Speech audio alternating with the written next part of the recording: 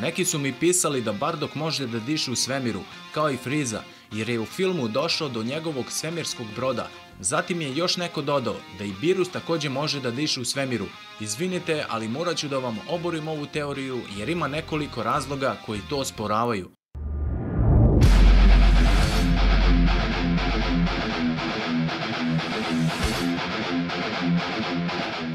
Samo se za 3 karaktera zna da mogu da dišu u svemiru, a to su Frieza, Majin Buu i Kralj Svega.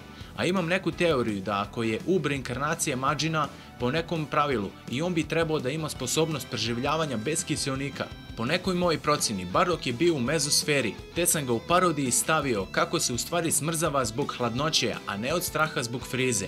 Ako misliš da drhtim od straha, grešiš.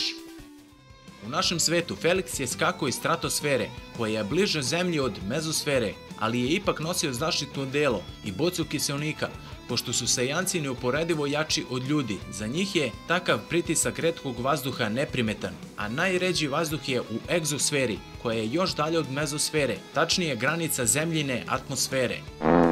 U filmu Bitka bogova su Goku i Beerus vodili borbu upravo na toj nekoj visini, ali nikako u samom svemiru. Šta više, Beerus je u canon priči rekao za Friezu da on može da preživi bilo gde, što znači da Beerus ne može. Ne mogu da si guram za visa, jer je on ipak anđeo i biće koje je na vrhu, ali mislim da i on može, dok je u modu letenja svojom aurom štiti sebe od bilo čega u univerzumu, i tako da mislim da na taj način ponese deo kiseonika kada krene. Dobar primjer toga je kada Goku putuje sa njim. Sada imamo scenu kada Beerus uništava planetu i gleda eksploziju sa visom. Tu već nema kiseonika, ali on nije na levelu običnog čoveka, može dugo da izdrži bez disanja. Frieza je plutao svemirom neko vreme i to prepolovljen, bez hrane i vode, i ostao je u životu dok ga otac nije našao.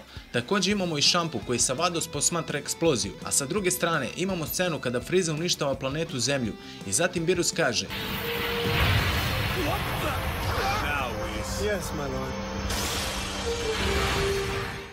E da, ovo je možda rekao zbog Bulmine bezbednosti, jer je već naglasio da ako bude blizu njega neće joj se ništa loše desiti. Mada ipak mislim da je brinuo za sebe, jer bi usled eksplozije ostao bez vazduha. Čak i da je Beerus bio na Vegetinom mestu, nikad ne bi poginuo, jer može bukvalno da skače sa planete na planetu, a dobar primjer toga je kada je probao onaj ljuti komad hrane. Od besa je za 3 sekunde uništio 7 planete, što znači da bi Beerus bez kiseonika umro jedino ako bi prethodno ostao bez svesti, ali sumnjam da bi i takav problem ubio jednog boga uništenja. Ovo je samo moje mišljenje u vezi Beerusa, jer nije spomenuto da li može da diše u svemiru. Ako imate još neke informacije, napišite u komentar i ispravite me, jer je DB jako opširan pa ne mogu sve da zapamtim i zaboravljam slično kao Akira Toriyama. Bacite like i sub, da, tu odmah dole. Do sledeće teme, pozdrav!